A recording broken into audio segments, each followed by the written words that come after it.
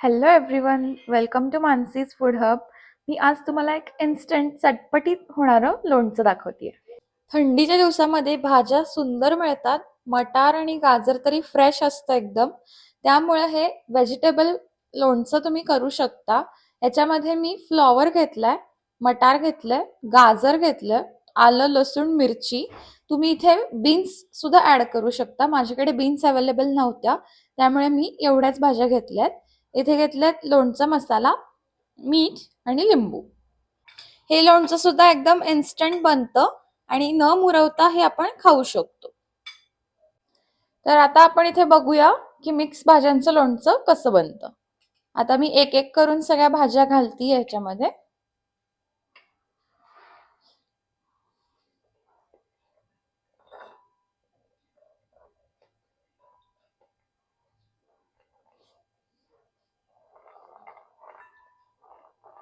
ह्या दिवसामध्ये मटार एकदम छान मिळतो, गोड असा.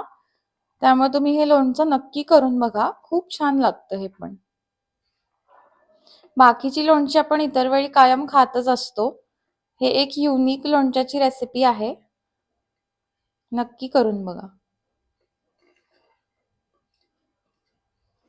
तर आता मी इथे पहिले मीठ घालतीये.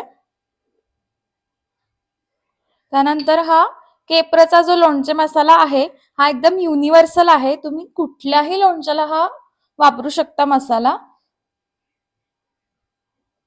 मी इथे मसाला ऍड केलाय आणि आपण इथे आता लिंबू पिळून घेणार आहोत.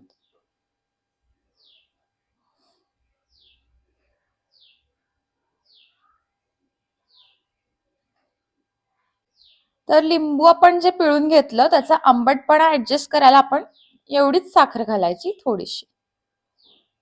आणि आता आपण फोडणी करून घ्यायची आहे नेहमी सारखी. तर आता आपण हे सगळं मिक्स करून घेऊया. आणि जेव्हा तुम्ही फोडणी कराल ती आपण गार झाल्याशिवाय ह्याच्यामध्ये ऍड नाही करायची. फोडणी करून पूर्ण गार होऊन द्यायची. मग आणि हे लोणचं एक दिवस मुरू द्यायचं आणि मग खायचं. ते खूप छान लागतं. आणि तुम्ही ते एक दिवस बाहेर ठेवून परत फ्रीजमध्ये ठेवून द्या आणि मग खावा, म्हणजे ते खराब नाही होणार. तर इथे मी आता फोडणी करून घेतेय, मोहरी जिरे हिंग हळद अशी. आणि इथे मी फोडणी करून साईडला ठेवून दिली होती आणि ती पूर्ण गार झाल्यानंतर मी आता ती सगळी फोडणी मिक्स करून लोणच्यामध्ये ऍड करणार आहे. लोणच्याच्या मसाल्यामुळे किती छान कलर आलाय बघू शकता तुम्ही. तर तुम्ही पण केप्रचा तो लोणचे मसाला वापरून बघा. आणि हां, हे लोणचं कसं वाटलं तुम्हाला मला नक्की सांगा. आणि हे लोणचं तुम्ही नक्की ट्राय करून बघा, खूप छान होतं. व्हिडिओ आवडला असेल तर नक्की लाईक करा आणि चॅनलला सबस्क्राईब करा.